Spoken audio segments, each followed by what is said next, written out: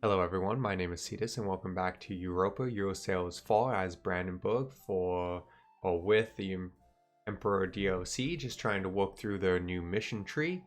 In the last episode we expanded north kind of a whole bunch more than I was really planning or imagining, but that's just how it worked out because I started getting eyes on collecting this northern trade node, because if I can get enough that I can move my trade node up here, I think this will be much more profitable for us. So I'm excited for that. In the meantime, we need to let our aggressive expansion go down, our manpower build back up. We have 0 of the 1500 cap, and yeah, and just kind of see how things go. Let's unpause and let things move forward a little bit. I would also really like to start vassalizing the electors. I was kind of thinking maybe I could find ways to go to war with their allies or something to just get them in a war and vassalize them, because you don't need to be next to them to vassalize them. You need to be next to them to take their territory. So that should be good. What do we got up here? We could hire people, we don't care. We could build churches and marketplaces and etc., but we're saving up for a new fort. Which, speaking of saving up, let's go to our military and start paying for our forts, or mothball them. It's lacking recruitment standards. Lose 5 professionalism and gain a bunch of manpower. That is a cool option. I don't remember that being there before. I like it. What do we got? Cardinal across the border. Ooh, can we get our first Cardinal? We will take our chances that they'll never find out. We lose 5 money, we gain some corruption, and we gain a Cardinal, which we have none, and that would be very nice. Or we say nah, gain some spy, or gain a spy. I don't need a spy, so we'll spend the money, and we have our first Cardinal. What a happy day. We should be gaining. Yeah, that improves the rate we're gaining papal influence. We have 29. Because there's all sorts of awesome buttons you can press to gain things if you have papal influence. And it would be really nice to become the papal controller. Do we just spend 5 of this to throw in our hat? Yeah, we'll do that. I mean, the odds are not going to be high. So we have 5.4% chance of becoming the papal controller, which is not great, but you know, it doesn't really. You know what? Let's spend more. Let's spend more. Improve our chances even further. Oh, come on! I'm looking at stuff. I'm looking at who might get it. The lands of Brandenburg are now all in the hands of Joachim I Hector, but worried minds fear that the march of Brandenburg might be a split among an overabundance of sons. It is clear that once strong lands such as Saxony or Thurden have suffered hard from being led out to the many heirs of the principal tide holders, something Joseph I Hector would rather avoid. Indeed, even at the imperial court, we have received worried warnings that we may have not sufficiently protected our succession. An elector is expected to be indivisible. So, we get this name that I've been trying to avoid saying until the end of the turn. Gain stability, chance of new heirs increased. There is only a problem in families that don't stick together. Gain 1 stability, gain 10 prestige, and a bunch of people like me better. No, we'll take the permanent bonus to getting heirs and stability. Thank you very much. Very, very much. So we're now at 10%, 10.3% chance of becoming the new papal state. And shortly we'll be able to, actually in a month basically, we're going to be able to do it again and have the highest percent chance. So we'll see how that goes. He is going to be awesome. Oh, great. He's an embezzler, so we gain corruption. That's lovely. The problem we have right now is we have no heir. So if we lose, we're going to be in a personal union with Austria or Bohemia. Both would be awkward for us. Not really fit into our goals. Cardinal sins. Oh, okay, this is going to be a really interesting choice.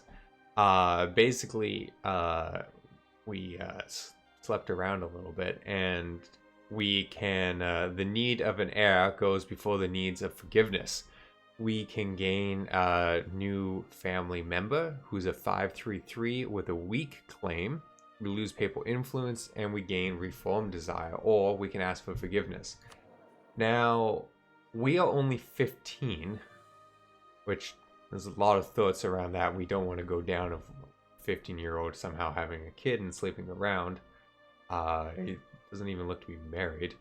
But mainly what I'm getting at is we're not desperate for an heir. He's only 15. I mean, he could die from something horrific and bad luck, but chances aren't that high. So we're going to ask for forgiveness and hope for a legitimate son, because a weak claim is going to guarantee revolts happen. And we don't want that. Oh, I don't want that at any rate. So what was we doing? Income is 2, that's great. We could build, but we don't want to. We could make an estate, which I think is probably worth it at this point. Hard to say, because it still says 0 money. I think there's an estate building macro now, yeah. Administrate estates, state edicts, trade company investments. Oh, these are awesome. It will make it much easier to manage states. I have a bad habit of not managing them well enough, simply because you have to kind of go around to them all. Just being able to see it as a highlight is really cool. An offer of knowledge sharing. Verdun are giving us a chance to catch up in technology, giving us 1% growth towards Renaissance in our capital area. A natural fee of $1 will be paid if we accept. How is the Renaissance spreading? It's everywhere. 78% chance there. Oh, it's 78% of the way. 78% of the way there. We're not doing bad. The agreement expires once. No, we're not going to spend the money. I think we'll be fine. I think we can catch up. Okay, what else? Personal union coming, we know. Rebel issues, we know. How many rebels? 7k of troops, that's fine. They can revolt, we'll crush them and move on with our life. We know about Crown Land. Our corruption is growing. That's disappointing. Why is our corruption growing? 0.05 because I'm an embezzler. 0.06 because I'm overextended. Minus 0.1, so it's going up slightly. So as soon as we've called the other province, we'll be fine. That's good. We could do an idea, but we want our tech up first. We're getting there, but not as fast as I would like. We know we don't have advisors. We know we have truces. Bunch of disputed successions. Anyone of note? Scotland, Brunswick, Munster, Province, 12, Naples. No, nothing I care about. Nothing close enough. Okay, let's speed back up. And see where things go. Unhappiness among the peasantry will rule as we see fit, gain prestige, lose stability, or try to improve the situation, lose money. Well, that's... Yeah, we can't lose the stability, but the money is unfortunate because I really want to fought between us and Denmark. That's just wise. So we've poured everything, so we no longer have the corruption issue, though we'll always have to spend money on that because unfortunately our ruler is an embezzler, which is disappointing.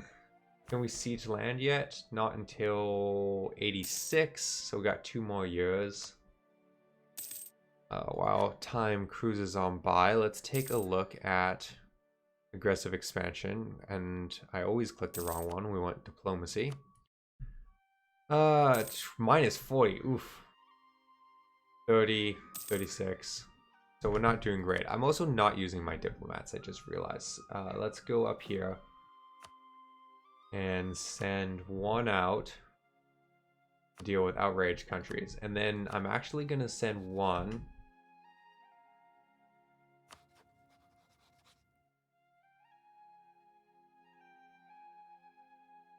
I think I'm going to build a spy network in Denmark, because if I can get it to 90, I can start encouraging Sweden to seek independence. And we would like that. We would like to break. Right now, Denmark has Sweden and Norway as junior partners.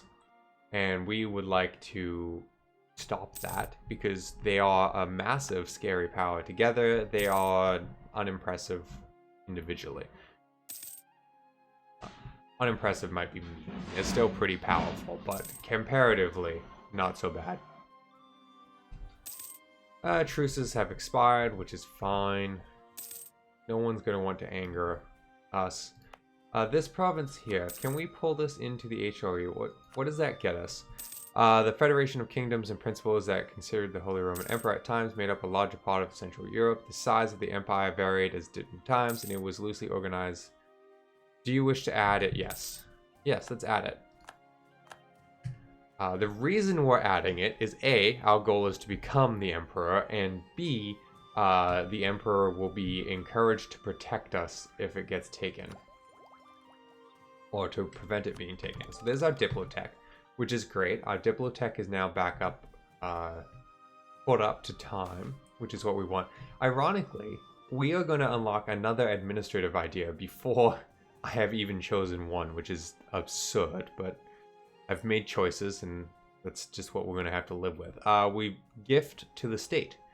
Gain money, gain prestige, or I know where to put those funds, gain way more money. Oh, because he's an embezzler. Awesome. Let's do that.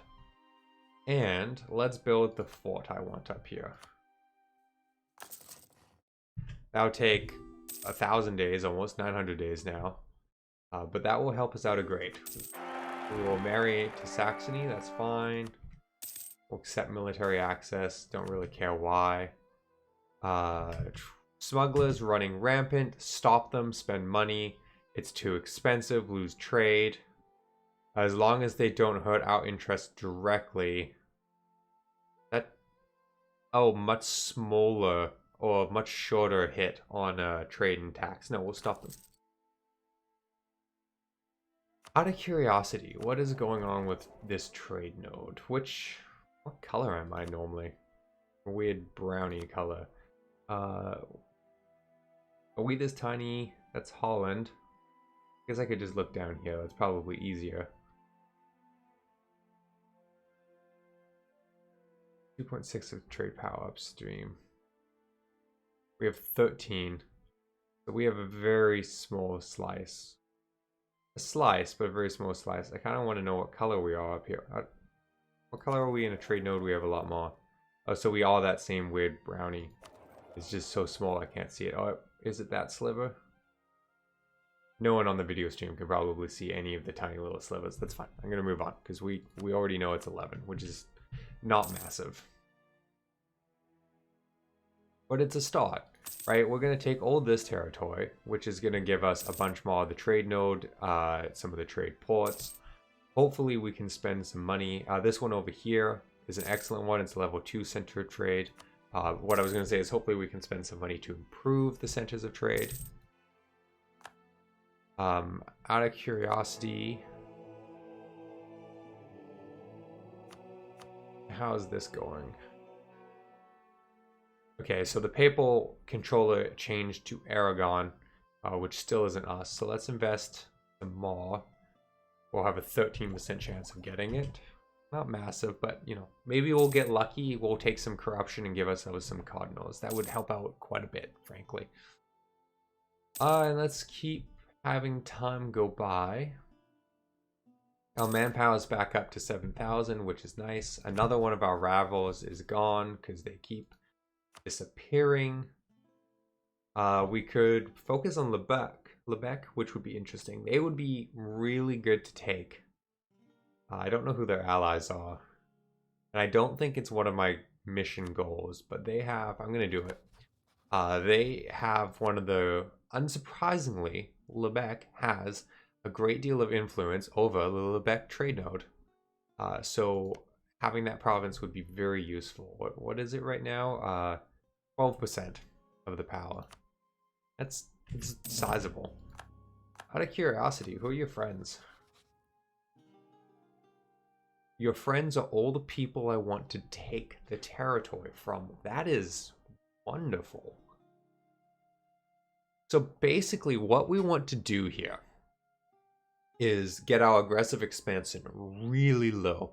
Like I'm talking, we're going to sit this out until it's super low, assuming I have the patience. Attack one of these guys and be at war with all of them. And then we're just going to eat up as much of their land as possible.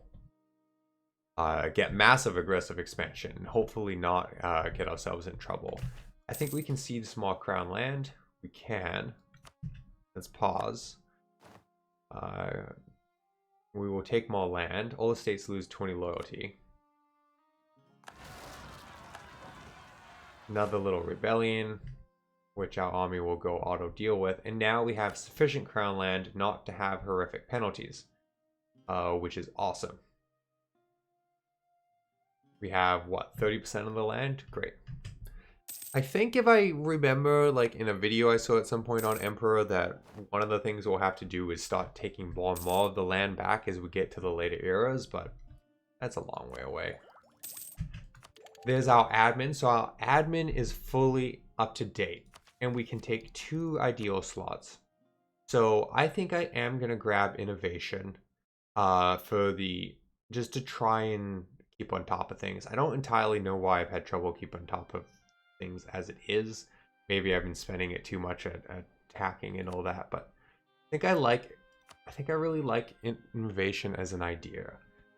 Like admin is awesome for coring, and we do seem to be doing a lot of that. I think I would like influence because we're going to try and hang on to a bunch of vassals. We want the electors to be our vassals, so this might be our second one. I think we're going to do innovation, influence, and then probably like offensive. Quantity is always tempting, especially because our manpower is not crazy. But offensive or quality is probably better. But let's start with innovation, especially because admin power is where we have the most flexibility. And if we get that up enough, we get a discount to technology, which will help us. We'll hang on to the other one for now because we don't have... Actually, Diplo's ahead as well, so we could grab influence right now and start prepping ourselves for being better and better at this. Kind of like that. And then for our third one, we'll grab military. Let's do that. I like it. Fits with our goals. Maybe not the absolute perfect choice, but it fits with our goals. Wow, okay, our leader is 100% for sleeping around outside of wedlock. We can gain a 2-4-3 heir with a weak claim, or more papal influence, which is interesting. How old are we now? We'll be fine. We'll be fine. We'll get an heir legitimately. We are okay. Pretty decent wife going there, so that's fine. Virgin Mary, gain reform desire and papal influence, or the papal states hates us more. We'll gain the reform desire. Don't really know what we're gonna do. Like, it would be tempting. It'd be very tempting to change out of being Catholic, but also I don't want to see what Catholic is gonna be like. So maybe we can hang on to it. Probably not. It'll probably be a mess, but we'll see. Manpower is back up to 8,000, which is good. Our fort is built, so we have a defense from that direction. We are, however, going to mothball it for now. Did I never... Oh, I can make another estate up here. I'm missing one of them. Oh, I didn't make this into an estate either. I talked about it and then I never did it.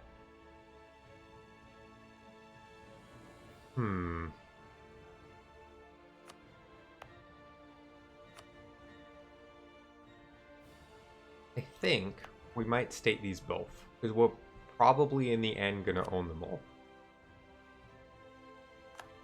So I'm going to state that. Really should look at these edicts too now. And I'm going to state this.